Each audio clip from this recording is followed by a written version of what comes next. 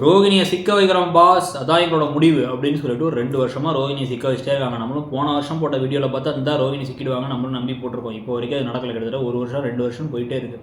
இப்போ வந்து பார்த்தீங்க அப்படின்னா ரோகிணியுடைய முன்னாள் கணவருடைய சொந்தம் அப்படின்னு சொல்லிட்டு ஒருத்தர கூட்டு வராங்க. இப்போ வந்து பார்த்தீங்க அப்படின்னா இவங்க வந்து அண்ணா அண்ணி அப்படிங்கிறாங்க. நான் கூட தம்பின்னு நினச்சேன் முதல்ல, ஆனால் அண்ணா அண்ணியும்.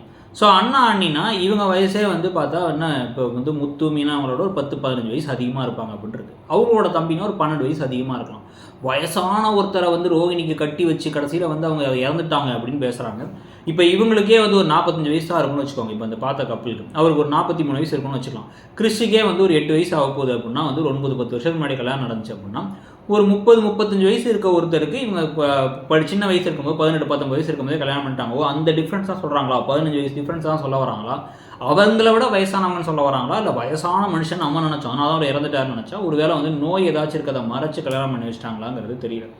ஸோ இப்போ அவங்கள்ட்ட இப்போ டிரைவராக இப்போ முத்து இருக்கும் பொழுது அதை கெடுத்து விடுறதுக்கு இவங்க செய்கிற விஷயங்கள், நேராக அவங்க அம்மாட்ட பேசி அந்த இடத்துல போய் என்னை பற்றி எதுவும் சொல்லாதீங்கன்னு சொல்ல போகிறாங்களா, இல்லை மொத்தமாக முத்துவை பற்றி தப்பாக பேசி இந்த இடத்த விட்டு காலி பண்ண வைக்க போகிறாங்களாங்கிறது ஒரு பக்கம்.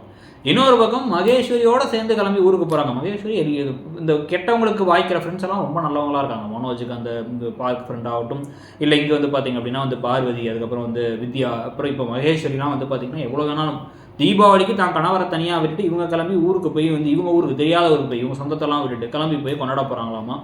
அங்கே உடனே ஏதாவது ஒரு விஷயம் நடந்துச்சு, பிரச்சனை நடந்துச்சுன்னா அந்த கிறிஸ்டுக்கு மகேஸ்வரியோட சொந்தக்காரங்க தான் அப்படின்னு சொல்லிட்டு இப்போ ரோகிணி தப்பிச்சுக்கலாங்கிற மாதிரி விஷயங்கள் நடக்க போகுது. ஸோ ஆனால் எப்படி பார்த்தாலும் இப்போவே பேக்கப் ரெடி பண்ணிக்கிறாங்க. ரோகிணி மாட்டுற மாதிரி ஆகிட்டா, ரோகிணி மாட்டக்கூடாது பாஸ், ரோகிணி மாட்டினா அந்த கதையை எப்படி எடுத்து போகுதுன்னு எங்களுக்கு தெரியாது அப்படிங்கிற மாதிரி தான் கதையை எடுத்துகிட்டு போயிட்டு இருக்காங்க. அது நிறைய பேருக்கு எரிச்சலையும் கொடுக்குது. ஆனால் என்ன பண்ணுறது, பார்க்க ஆரம்பிச்சாச்சு. ப்ளஸ் அப்பப்போ இன்ட்ரெஸ்டிங்கான விஷயங்கள் இருக்குது, நிறைய நல்ல கருத்துக்களும் அப்பப்போ இருக்குன்னு சொல்லி பார்க்க வேண்டியது இருக்கா, இல்லை நல்ல நடிப்பு இருக்குன்னு பார்க்குறீங்களா? உங்களை பொறுத்த வரைக்கும் இந்த கதையை உங்களை பிடிச்சி பார்க்க வைக்கிறதுக்கான காரணம் என்ன? இப்போ வரைக்கும் எனக்கும் எப்படி யோசிச்சு பார்த்தாலும் நான் பார்க்குற சீரியல்களில் இப்போ பிடிச்ச சீரியலாக அந்த சீரியல் தான் இருக்குது.